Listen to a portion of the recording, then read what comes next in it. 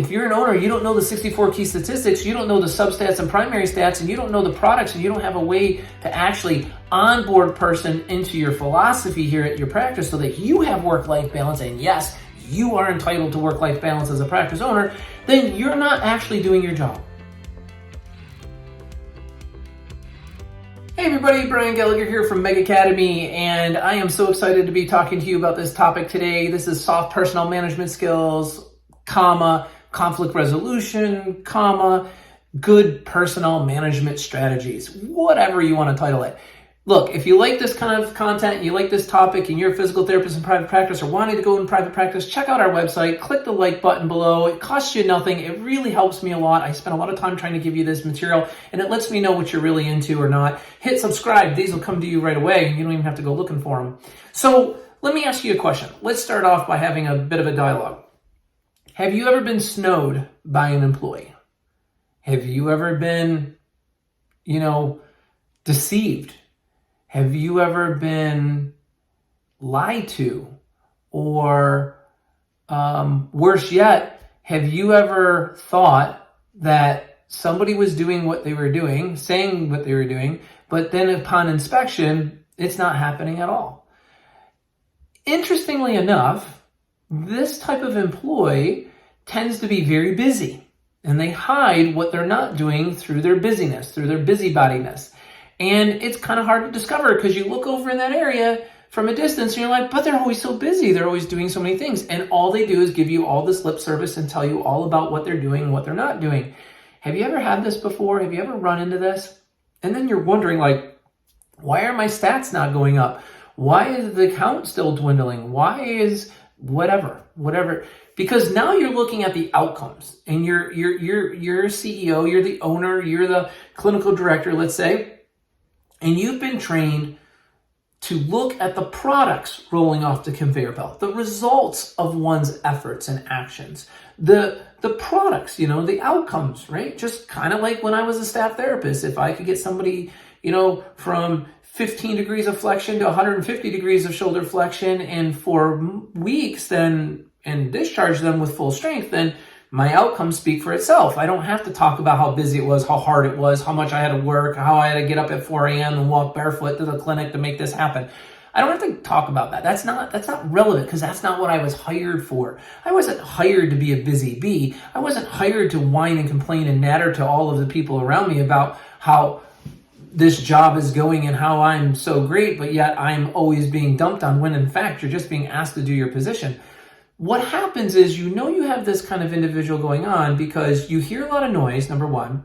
Number two, when you try to approach the results or the actions or the products in the area, you feel like you're walking on eggshells. Have you ever felt like you're walking on eggshells around an employee? Has an employee ever made you feel uncomfortable? Did you ever say to yourself, I better not address this, or I better not bring up that or confront this because that person might quit? Did you ever say that to yourself? Well, now you're the effect of that employee. See, the best working relationship is one that is fully transparent. Transparency breeds trust. So here's tip number one. Tip number one is put a lot of time, energy, and effort into your hiring pipeline. What are you saying in your recruiting ads? How fast are you able to get somebody through a phone screen and bring them in for a formal interview? How quickly can you make that offer and close the candidate to accept the position? Long runways in the recruiting and hiring process will delay your ability to actually bring a great candidate in to work for you. Number one. Number two, they've accepted the position. They come on board, they're working with you. You have two separate main responsibilities to address with this new applicant. Company orientation, post-onboarding. So if I'm hiring a clinician, I need to first do the company orientation. It's preferable if the owner's involved in this or the clinical director or the CEO, because what you owe that employee, what you owe every employee in your company is your transparency. What do you believe in? What are your principles? What do you stick a stake in and you stand behind? You won't retreat from. When you talk like that and you say, this is who I am, this is my mission, this is my purpose for creating this practice and assembling these people, this is my why, That's leadership.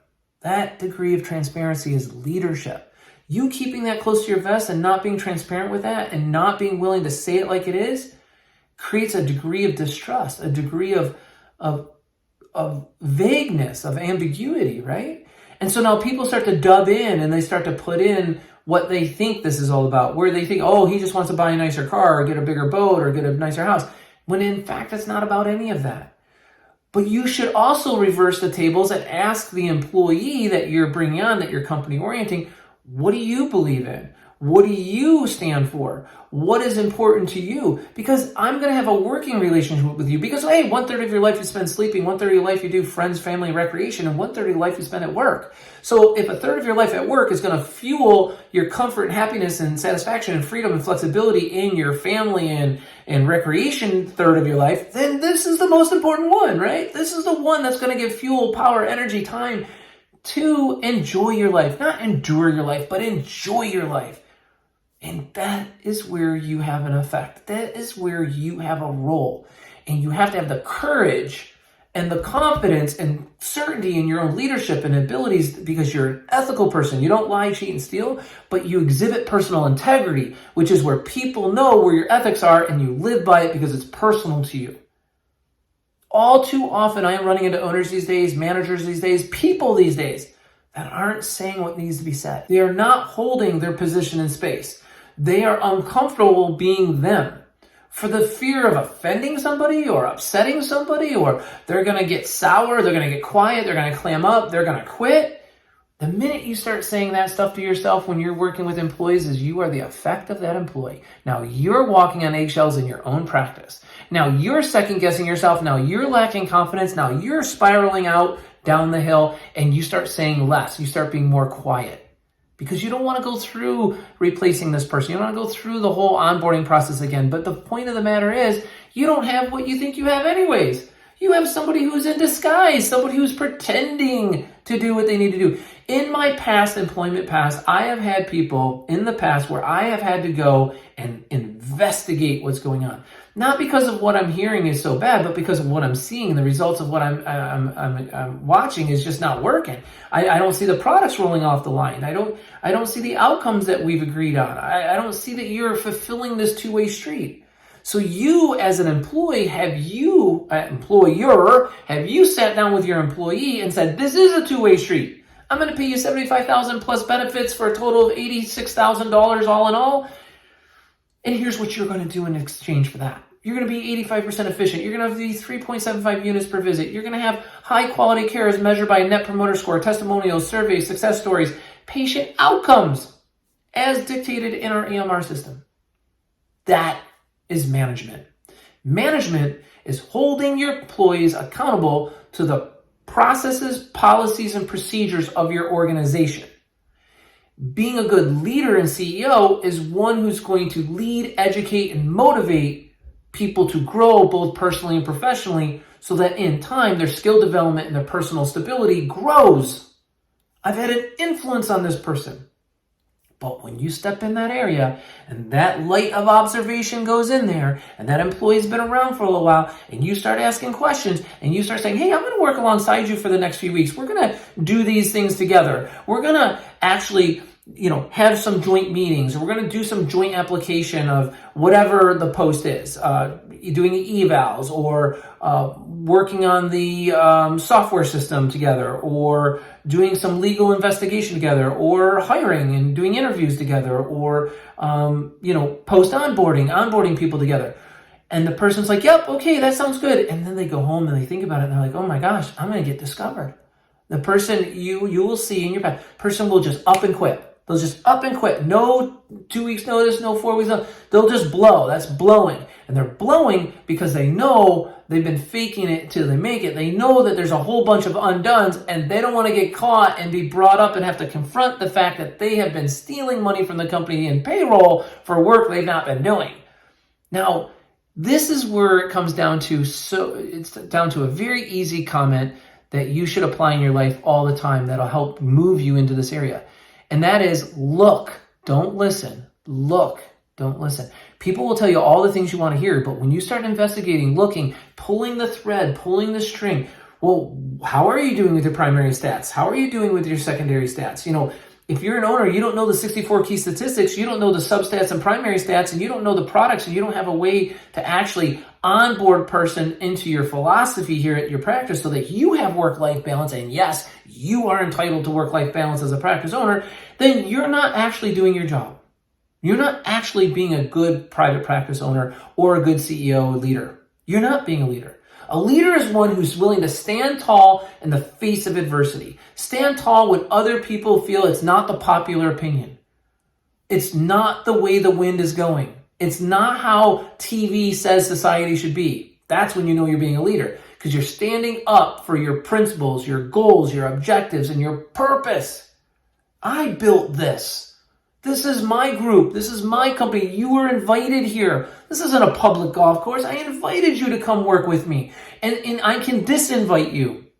I'm not going to manage with an iron fist. I'm not going to be a dictator or somebody who's not interested in seeing you do well personally and professionally. I am extremely interested in seeing you do well both personally and professionally. But you got to meet me halfway. You got to meet me at the road. We can walk down this hiking path together. You can't sit in the car, or you can't say, "Oh, I've done it already. I'm already done." Really? Show me. Really, show me how you hike this elevation. Show me how you did this. Show me how you're doing your job. Show me how your job is going. Show me what sequence of events you're doing to best perform at this position of a staff therapist, front desk coordinator, marketing director. I don't really care. Recruiting officer, educational leader, compliance officer. I don't care. It doesn't matter. Show me exactly how you're going about doing this and what feedback do you have to make it better. When someone shows interest in improving their area, then they're invested. When someone comes in and just does what they're told, they're disinvested, I guess, if that's a word. They're not invested, in better English. And you can't afford to have people around you working in your practice today at today's moment of income squeeze and decreased reimbursement levels to have somebody working with you that is a fake, that is not fully invested, that is not creatively thinking, that is not trying to improve the scene, and who's not willing to work with you side by side and see that as an advantage, see that as an uplift, raising all boats in this harbor, because you're bringing your years of experience and talent to help them have a better life at this job, help them get greater results. There's a lot of people that want to work from home today, and they just want to get paid for being home. They call it work from home. I see a lot of people being paid for being home. Don't fall into that trap. Lift yourself out of that. Get in there, educate, hold accountable. Make sure you have a weekly management action plan. Make sure you're asking for their daily performance. Make sure you're having a check-in call, a minimum of 3 days a week, where they're reporting to you what their dones are, and you can see that within your system, that it's actually done. They're not just telling you it's done. Having the ability to confront the staff around you in a polite, in manners way, in a respectful way, because you want to validate what they've done and accomplished, and you want to acknowledge who they are as a person. If you've mastered that, you've mastered the soft personnel management skills that will make people want to stay around you forever. And then those people that just up and blow, they don't give a 2 weeks notice, they don't stick around, they hear what's going on, and they're gone. Those are the people you want gone. Those are the people that have been faking it. They've been hiding it. It's a mirage. And you have been coming with the flashlight into the area to see what's going on. And they're not going to stand for it. They're up and gone. So that's my advice. I'm hoping to give you a spine, give you confidence, give you certainty that you're not crazy. If you feel like you can't speak your mind, you can't be, within manners and honest and sincerity, but let people know what your integrity is. Let them know what you stand for. Let them know what your principles are. Let them know what's okay, what's not okay, and then it's, you can't afford to have people, and they up and then good riddance. You're going to open a chair to bring in another person who's even better. But you have to have the confidence to believe in yourself for that. And if you don't have the strategies, the mechanisms, the systems of operation to do that, we do. I can totally help you with that. That's what this is all about. That's why I do this YouTube channel, to try and engage you and enlighten you that there are solutions to these challenges. There's no reason for you to have a personnel shortage in your practice. There's a cause for all of it. and it's mostly soft person management skills and lack of staff retention. So I hope you like this message. Please reach out to me. I'm happy to help you. If nothing else, click like if you like this topic and hit subscribe. That is super cool. I appreciate you guys. Let's be the best therapists we can be and change the world.